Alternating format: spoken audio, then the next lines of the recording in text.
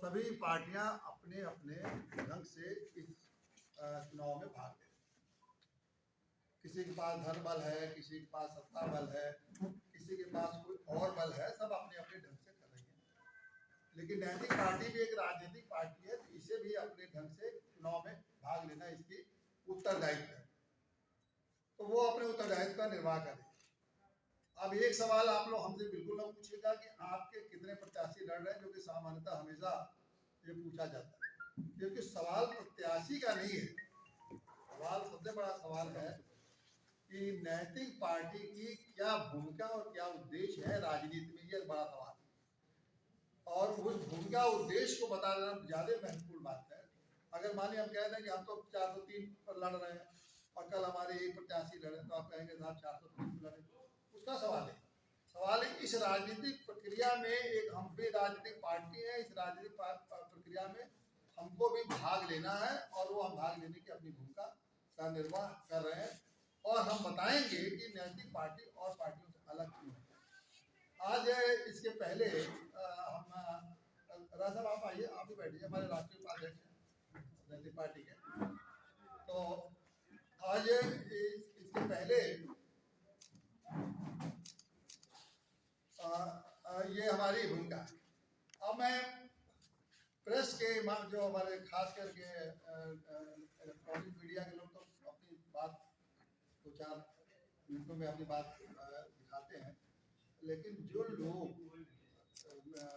Print media के लोग हैं, उनका जरूर अनुरोध रहेगा कि कम से कम हमारे जो मुद्दे हैं, 2-4 मुद्दे, वो बहुत ही देश के और समाज के हित के लिए हैं, उनका कहीं न कहीं जरूर जिक्र करता है, क्योंकि वो हम समाज को, वो मुद्दे ऐसे हैं जो देश को और समाज को बदलने वाले। और ये जो राजनीतिक पार्टियां जो सत्ता के होड़ में है, वो समाज और देश को बदलने के मुद्दे को नहीं लेती है, क्योंकि जानते हैं कि हम बदलने में काम में लगेंगे तो हमको हमारे साथ लोग नहीं खड़े होंगे। वो सबसे ज्यादा उनके पास आसान तरीका है कैसे लोगों को लालच और भरमा के उनसे कैसे अपना योगदान उनसे ले लें। तो इससे बड़ा समाज का और देश का हित बड़ा नुकसान होता है। ये देखिए, इन्हीं संविधियों पर मैं समझता हूँ कि मैं अपनी बात रखूंगा। और ये 2 मिनट और है, और मैं चाहूंगा कि इसके पहले एक घोषणा मैं करना चाहता हूँ कि हमारे ये पार्टी जी हम लोग से अभी जुड़े हैं, और इनको हम चुनावी प्रक्रिया है शुरू हो गया है, तो इनको हम जिम्मेदारी सौंप रहे हैं ताकि चुनाव की प्रक्रिया में अपना योगदान कर सकें। इनको एक प्रदेश का प्रभारी बनाया गया है ताकि ये काम करें पूरे जो चुनाव की प्रक्रिया में जिम्मेदारी दे रहा है श्री नवल किशोर त्रिपाठी। इनको ये घोषणा हो गई कि अपनी जिम्मेदारी दिखाएंगे चुनाव कैसे हो जाए, जो चुनाव में अपनी जितनी भूमिका निभा सके निभाएंगे।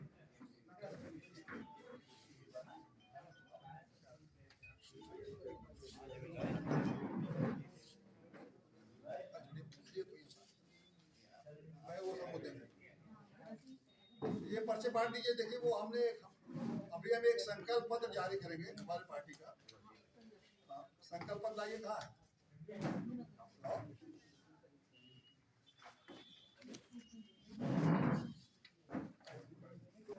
राजनीतिक पार्टी अपना संकल्प सभी जारी करते हैं, तो हम भी अपना एक संकल्प जारी कर रहे हैं, और आप लोग इसके बारे में हम अभी चर्चा करेंगे। आप लोग भी अपना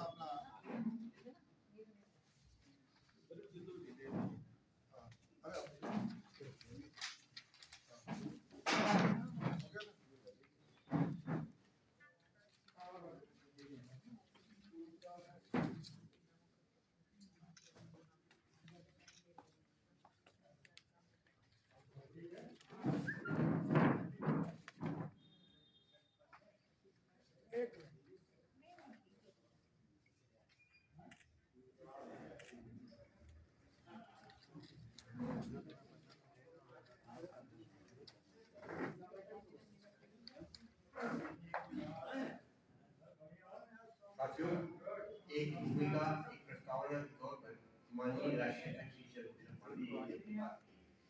पत्रकार वार्ता का मतलब है कुछ हम कहें तो कुछ सुनो, हम सुन के समझ के कहीं न कहीं वो मार्ग तय करते हैं जिसमें हमको जल्दी सुनिए बात आती है, ये खाली आप कह रहे हैं। आज विश्व पूरी चुनौतियों को सामना करता है, कभी स्वास्थ्य को लेकर, कभी आर्थिक को लेकर, लेकिन कहीं न कहीं आज विश्व की चुनौतियों में भारत भी उसका एक अंगीकृत या एक इंटीग्रेटेड पार्ट है। हम भी उसमें छूटते नहीं हैं। जब कोई का विज्ञापन आता है तो कहा जाता है कि भारतीय का इंटायर वर्ल्ड सबसे कम कोई हमारी जनसंख्या आगे चल रहा है। तो कहीं न कहीं ये सारा विश्व जूझ रहा है, संघर्ष कर रहा है, और जब हम संघर्ष करते हैं तो उपलब्धि को स्वतः आता है। नैतिक पार्टी ने संघर्ष तो किया है, लेकिन संघर्ष कामयाबी को किया है, पर हम कामयाब पहली पॉइंट में थोड़ा आश्चर्य लगा, माननीय राष्ट्रीय को सही मौका दिया है कि विश्व में नैतिक पार्टी एकमात्र ऐसी पार्टी है जिसमें नैतिकता स्थापित की है। भारतीय किसी पार्टी में राजनीतिक दल हम राजनीतिक दल का नाम नहीं लेते हैं, न कोई राजनेता का नाम लेते हैं, इसी राजनीति में कहीं भी ऐसा विश्व में, पूरे वर्ल्ड में, पूरी किसी भी संस्थान में नैतिकता की मॉरलिटी हम जातिवाद है, संप्रदायवाद है, धर्मवाद है या और बात है, लेकिन नैतिकता की सोच आई। तो विश्व का पहला अनोखा कार्य किया नैतिक पार्टी ने नैतिकता की, और इसीलिए कहते हैं जो हो नैतिकता के लायक वही वही है, उसमें पार्षद है।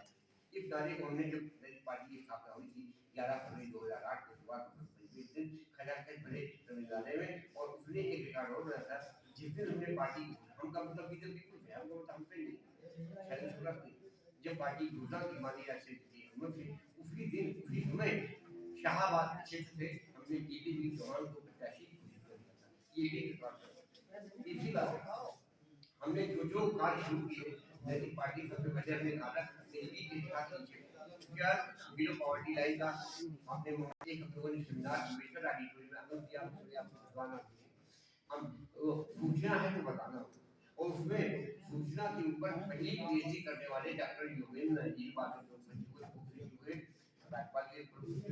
वो आए थे, और उसके बाद राइट टू इन्फॉर्मेशन 2005 हमने किया था एक सेमिनार उत्तर प्रदेश की स्वास्थ्य में गरीबी की रेखा के नीचे इसके ऊपर आप डिटेल वाले आए, बाद में जाने वाले संपर्क के कहने का तात्पर्य है हम उस रास्ते पे चलते हैं कि किसी चिराग का कहीं कोई मकान नहीं होगा जहाँ भी रहता दिया जाता है। हमने एक उजाला किया है नैतिकता की। तो आज जो निष्कर्ष निकलता है वही निकलता है पूरा कि आज हमारा उद्देश्य है कि no polluted hand shall be allowed to touch the pure fountain of politics. हमारा उद्देश्य है, और इसके लिए हमको संघर्ष कहाँ तक करना है जब तक हमारी सांसें हैं कहने का तात्पर्य है नैतिक पार्टी ने हर रोज एक नए गीत बनाना है।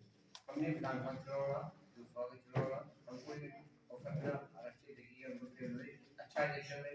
अभी ने मुझे एक चीज था वो अंडरस्टूड है कि कहीं न कहीं इलेक्शन अच्छा पार्टी किया, और जब हमने अयोध्या फैसला चला इस बार अयोध्या का निर्माण तो नैतिक पार्टी आज इस रास्ते चल रही एक दिन इसके ऊपर आप ताली बजाएगी एक दिन पूरी दुनिया में राजनीतिक दल कहीं नैतिकता के साथ चलेंगे, कहेंगे हाँ नैतिकता ही हमारा उद्देश्य है।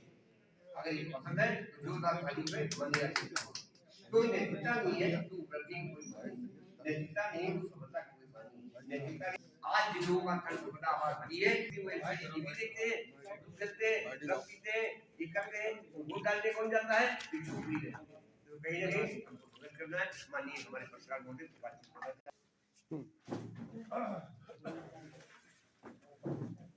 देखिए हम अभी सुनना करिएगा जी जी हम आप जैसे कोई कहे कि हम शुरू करिए तो हम शुरू करें।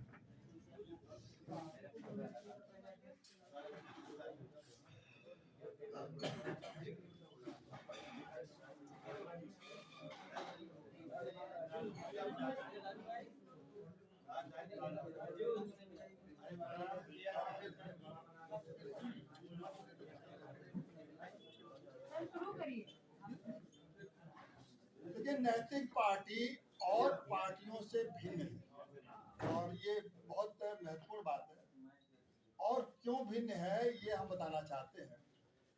नैतिक पार्टी एक अकेली पार्टी है जो नैतिकता की बात करती है, और वो नैतिकता आपके मन में सवाल होता होगा कि नैतिकता का मतलब है क्या। तो मैं आप बता रहा हूँ कि नैतिकता का स्पष्ट अर्थ है कि संवैधानिक नैतिकता, संवैधानिक नैतिकता। अरे यार सारा डिस्टर्ब कर दिया, आप फिर एक आदमी कहने का। देखिए नैतिक पार्टी सभी दूसरे पार्टियों से भिन्न है, और उसका कारण ये है कि हम बड़े गर्व के साथ कहते हैं कि हम नैतिकता को मानते हैं, हम नैतिकवादी हैं। और नैतिकवादी का मतलब ये है कि हम संविधान के नैतिकता को मानते हैं और उसको लागू करना चाहते हैं। मैं तो डंके की चोट पे कह रहा हूँ, सबको चुनौती देता हूँ कि कोई राजनीतिक पार्टी आगे कह दे कि वो नैतिकवादी है, शायद ही कोई राजनीतिक पार्टी ये कहने का साहस कर पावे कि वो नैतिकवादी है। अब ये आजकल नैतिकवादी पार्टियों का के नाते हम संविधान के उन नैतिकताओं की बात करते हैं जो देश को और समाज को, प्रत्येक नागरिक को लिए बनाई गई है। बहुत सारी नैतिकता है समाज जो कि हमारे संविधान में है, लेकिन मैं सारे नैतिकता की बात नहीं करता हूँ। एक उदाहरण आपको देता हूँ, वो है संविधान में एक व्यवस्था है जीने के अधिकार। जीने का अधिकार मतलब है कि सुखी, समृद्धि और संपन्नता के साथ जीना, शांति के साथ जीना।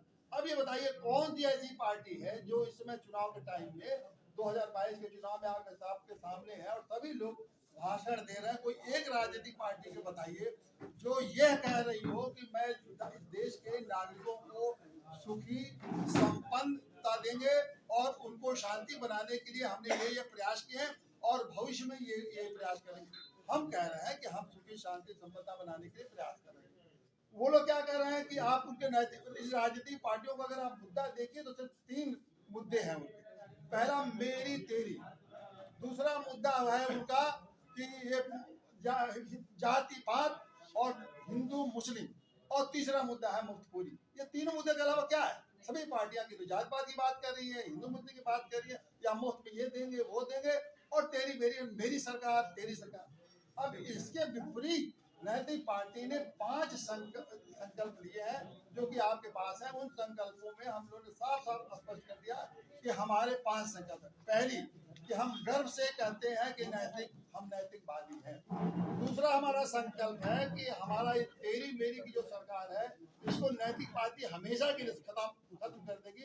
तेरी मेरी का मतलब अखिलेश कहे कि मेरी सरकार, योगी जी कहे मेरी सरकार, यह संविधान में ये बिल्कुल गैर संवैधानिक बात है। संविधान में ऐसी कोई व्यवस्था नहीं है कि मेरी तेरी आप बात कीजिए, बल्कि वहाँ जनता की सरकार बनती है और एक बार जब सरकार बन जाती है तो वो सभी की सरकार होती है। तो ये तो तेरी मेरी की व्यवस्था है, इसको खत्म करें। और इसके लिए हमने संकल्प लिया है कि अगर हमारी सरकार बनती है तो इन तेरी मेरी सरकार को हमेशा के लिए खत्म करके इन नेताओं के पास जो कुछ भी विशेषाधिकार है और विशेष संबोधन है, विशेष संबोधन में माननीय मुख्यमंत्री जी, माननीय विधायक जी, ये सारे तरह के संबोधन और विशेष अधिकार खत्म कर देंगे ताकि वो तेरी मेरी का जो अहंकार है वो हमेशा के लिए खत्म हो जाए। ये पहला हमारा संकल्प। दूसरा हमारा ये संकल्प है कि जाति पात और जो उनका ये कहना कि हिंदू मुस्लिम, ये भी हम खत्म कर देंगे। ऐसे कानून बनाएंगे कि राजनीति में जाति पात, हिंदू मुस्लिम की बात करने वालों के लिए कठोर दंडनीय अपराध कर देंगे। और इतना ही नहीं, ऐसे भी व्यवस्था करेंगे ताकि कोई भी संस्था और मीडिया के लोग भी ये ऐसी बात न करें, तेरी मेरी की बात न करें, और वो भी अगर करते हैं तो दंडनीय अपराध होगा। तो इस तरह की नैतिक पार्टी किसी भी संस्था के द्वारा, किसी भी मीडिया के द्वारा, किसी भी राजनीतिक पार्टी द्वारा तेरी मेरी की बात किया जाएगा तो उसको समाप्त किया जाएगा। चौथा हमारा तीसरा संकल्प ये है कि हम ये जो मुफ्तखोरी है इसको मुफ्तखोरी को खत्म करेंगे। हम जनता को मुफ्तखोर नहीं बनाएंगे, बल्कि हम जनता को एक संवैधानिक अधिकार देंगे, वो भी कानूनी संरक्षण के द्वारा। और वो संवैधानिक अधिकार होगा कि हमारा मानना है कि मृत पेट के माँ के गर्भ से लेके और शमशान तक हर नागरिक को अधिकार मिले हुए, और एक एक अधिकार को हम संरक्षित करके उनको अधिकार देंगे ताकि उनको जो जो भी जरूरत है उनको पूरा करेंगे, लेकिन मुफ्तखोरी के नाम पर नहीं, बल्कि उनको अधिकार के रूप में हम दिलाएंगे। और हमारा 5वां संकल्प है कि देश में 1 अरब गांव है, 1 अरब गांव में आबादी रहती है, करीब 6 लाख गांव है। इन लोगों को कोई अधिकार नहीं। ग्राम पंचायत के द्वारा संविधान ने ग्राम पंचायतों को एक गांव सरकार के रूप में स्थापित किया है, लेकिन ये राज्य सरकारों ने उनको हड़प लिया है। उस राज्य सरकार के गुलामी से गांव को खत्म करेंगे, गुलामी से मुक्त कराएंगे। गांव को जितने भी संविधान में उनके विभाग के अधिकार को दिए गए उनको दिला के गांव सरकार की स्थापना करेंगे। और इस तरह ये 5 संकल्पों को हम पूर्ति करेंगे। और इस प्रकार हमारा जो एक मुद्दे का है जो कि देश के नागरिकों के लिए, संवैधानिक व्यवस्था के लिए, लोकतंत्र के लिए सारी व्यवस्थाएं हैं, इसको हम लागू करेंगे। एक बात और कहना चाहूँगा, हम लोग का ये कहना है कि सबको सत्ता चाहिए भोग के लिए, और हमको मौका चाहिए, हमको मौका चाहिए। हम भोग के लिए नहीं, बल्कि उनको सबको तो सत्ता चाहिए, सत्ता चाहिए के लिए, सबको भोग के लिए सत्ता चाहिए, और हमको बदलने के लिए मौका चाहिए। हमारा आह्वान है, और एक आह्वान ये है कि जो हो नैतिकता के लायक वही सांसद, वही विधायक, इन मुद्दों को लेके आप हम चुनाव में जा रहे हैं, और हम कुछ कोशिश करेंगे, जनता को समझाएंगे। हो सकता है जनता हमारी बात आज नहीं समझे, कल नहीं समझे, लेकिन एक दिन इस देश के लिए संवैधानिक नैतिकता के लोगों को जरूर मान्यता मिलेगी, संवैधानिक दायित्व की सरकार बनेगी, और संविधान के अनुसार देश चलेगा। यही हमारा लक्ष्य है। पांडे जी, ये बताइए कि नैतिक पार्टी जो है नैतिकता की बात करती है, पिछले चुनाव में भी आप लोगों की तरफ से बहुत संघर्ष किया गया। क्या वजह है कि नैतिक पार्टी को जो वो स्थान नहीं मिल पा रहा जो वास्तव में मिलना चाहिए? उसका कारण है, देखिए, हम गर्व से कहते हैं नैतिकता है, और राजनीतिक किसी भी राजनीतिक पार्टी ऐसा माहौल बना देते हैं कि मुफ्तखोरी के सामने हम नैतिकता कहाँ टिक पाएगी, झूठे हवाले के सामने नैतिकता कहाँ टिक पाएगी। अब ये बताइए कि कोई ये वादा कर रहा है कि मैं 10 लाख लोगों को नौकरी दूंगा, ये वादे तो हम नहीं कर सकते। हम तो अधिकार देंगे कि किसी को कोई न रहे। तो इस तरह के झूठे वादे करने वालों के सामने हम कहाँ टिक पाते। लेकिन जनता एक दिन समझेगी, जितने झूठ और फरेब और जितने के वादे हो रहे हैं, वो जब धासाई होंगे तो लोग हम लोग को पूछेंगे और अब आएंगे। समय लगता है। जब आप एक विचारशील, तर्कपूर्ण और अधिकार की बात करते हैं तो उसमें समय लगता है। अधिकार इतने आसानी से मिले नहीं। जैसे गांव का सरकार का अधिकार इतने दिनों से संविधान ने दे रखा है, सन 1992 में, क्या गांव को अधिकार मिला? ये दे रहे हैं क्या? जबकि वो संवैधानिक अधिकार है, उसको हम दिलाएंगे। इस तरह के हमारे देर है, लेकिन हम आएंगे, जरूर आएंगे, ये मेरा विश्वास है। क्योंकि हम जो कुछ भी कहते हैं वो संवैधानिक दायरे में कहते हैं, संवैधानिक दायित्व की बात करते हैं, और नागरिक को अधिकार और कर्तव्य की बात करते हैं। पार्टियां जो है वो जातीय समीकरण को जो है लेके तोड़ नहीं पा रही और उसी मकर जाल में फंसी हुई है।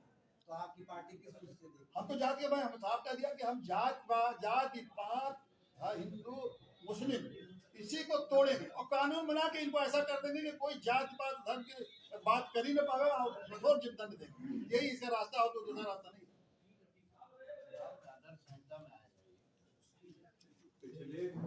पिछले 20 सालों में भारत की राजनीति में एक परंपरा बन गई है अप्रोच रूप से वोट खरीदते हैं। जैसे ही चुनाव नजदीक आते हैं तो वो कहने लगते हैं कि हम आपको अनाज फ्री देंगे, हम आपको ये फ्री देंगे, और बेसिकली जो बुद्धिजीवी वर्ग है अगर उनसे पूछा जाए, ये निश्चित तौर पे अप्रोच रूप से सत्ता दल के द्वारा वोट खरीदने की परंपरा बन गई है, जबकि संविधान में इस तरह की कोई व्यवस्था नहीं है। संवैधानिक रूप से उसको चुनौती क्यों नहीं दी जाती है? देखिए, संवैधानिक रूप से जो चुनौती दी गई है, लेकिन जो हम इसमें हम अपनी पार्टी की बात कर रहे हैं।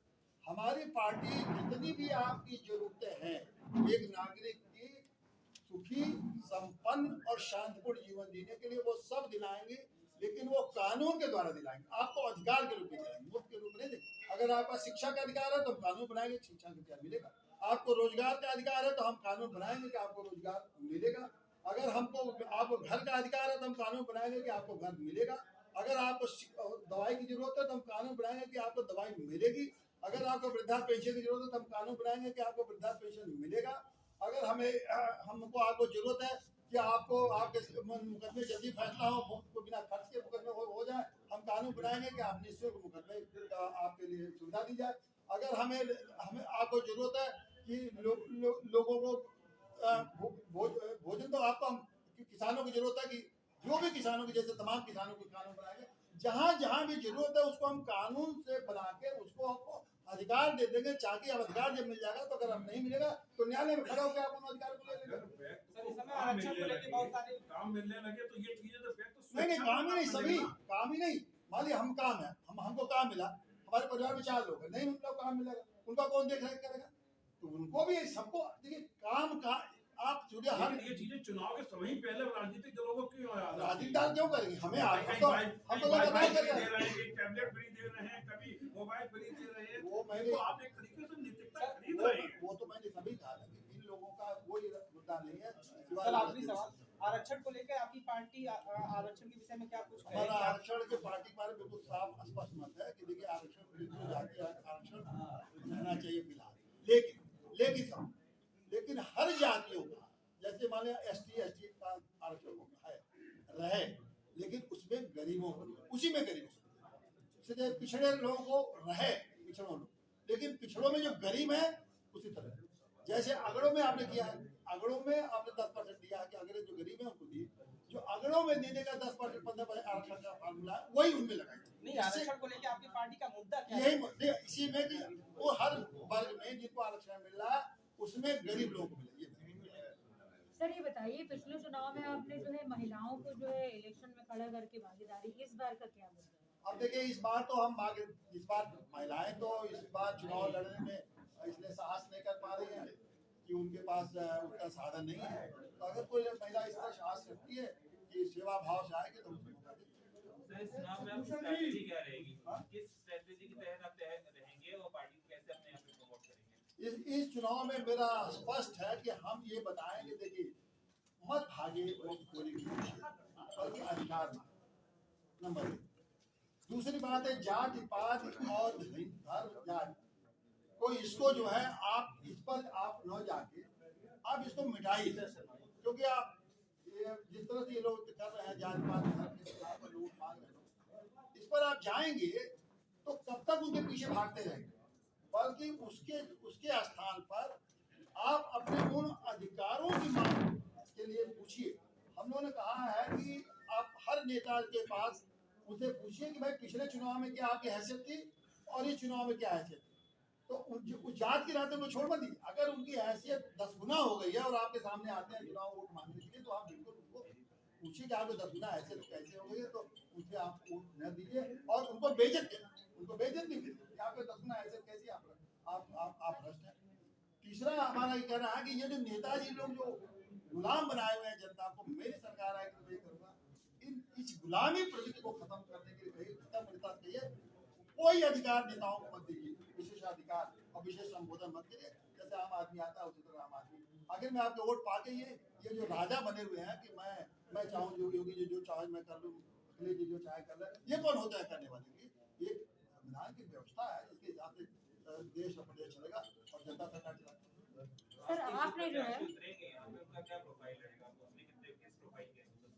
हमारे तो सभी अच्छे पढ़े लिखे होंगे, उसमें ऐसा तो मैं नहीं समझता कि मेरे कोई ऐसा पेपर चाहिए होगा जो पढ़ा लिखा होगा। आप एक फॉर्मर जज हैं, उसके हिसाब से बताइए जो भी मेल ग्रुप प्रत्याशी होंगे क्या बैकग्राउंड होगा, कुछ बताइए। मिनिमम अब जैसे यही हमारे हैं तो हमारे प्रत्याशी बताओ तो अपना बैकग्राउंड क्या है, सुनीताज क्या है, सुनीताज जब भी एक मैं सुनीताज क्या है, महिला प्रत्याशी रायबरेली के महिला प्रत्याशी हैं, उनका बैकग्राउंड देख लीजिए, बताओ क्या है। सर ये बताइए, पंडित जी एक सवाल कर रहा आप क्या बताओ क्या है क्वालिफिकेशन? हाँ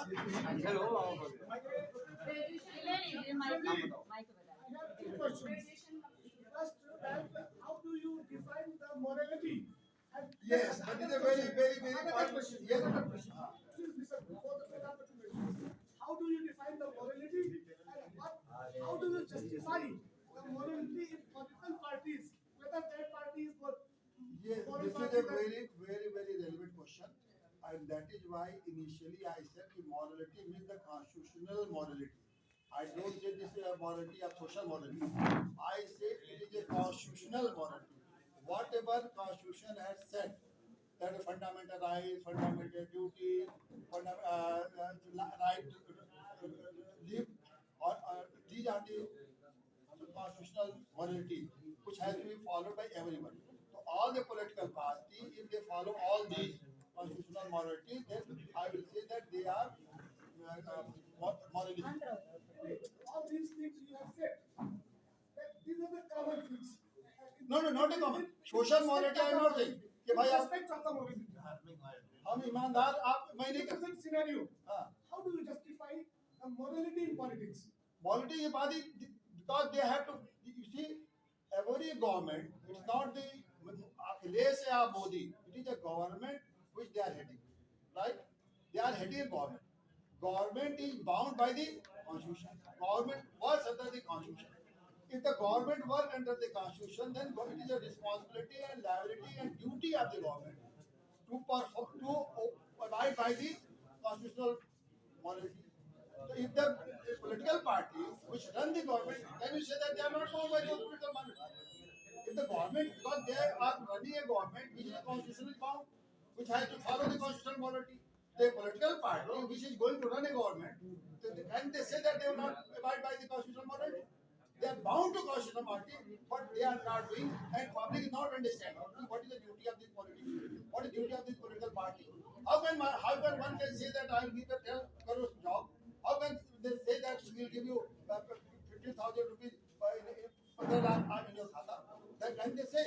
But because people do not know that is a good question. But Naitik party, what Naitik party are telling, please see, they are the fraud, they are cheaters, they are not telling you correct thing. What they cannot do, they should not say. So that is why constitutional morality is very clear, and I say that this society must, the voter must understand that everybody is bound by the constitutional morality, every political party is bound by constitutional morality, and every government is bound by the constitutional morality. Pandey ji, ये बताइए, आपने अपने संकल्प पत्र में बहुत ही महत्वपूर्ण मुद्दे उठाए हैं जो कि मूलभूत आवश्यकताओं के लिए बहुत जरूरी है। हम अपने इस चुनाव में लोगों को लुभाने में कैसे कामयाब होंगे? ये बहुत सवाल है, और हम सब ईमानदारी से बात यही कहूँगा कि जब भी आप ईमानदारी मॉरलिटी की बात करेंगे, ड्यूटी की बात करेंगे, दायित्व की बात करेंगे, तो संसाधन का अभाव रहेगा, हम संसाधनों के अभाव से पिछड़ रहे हैं। और कोई बात नहीं है, जनता हमें पसंद करती है। आज संसाधन के हम जितनी अपनी बात जनता तक पहुँचा देंगे, हम सफल होंगे, निश्चित सफल होंगे, क्योंकि हमारी बात में कोई झूठ फरेब नीम तिगड़ भाई नहीं।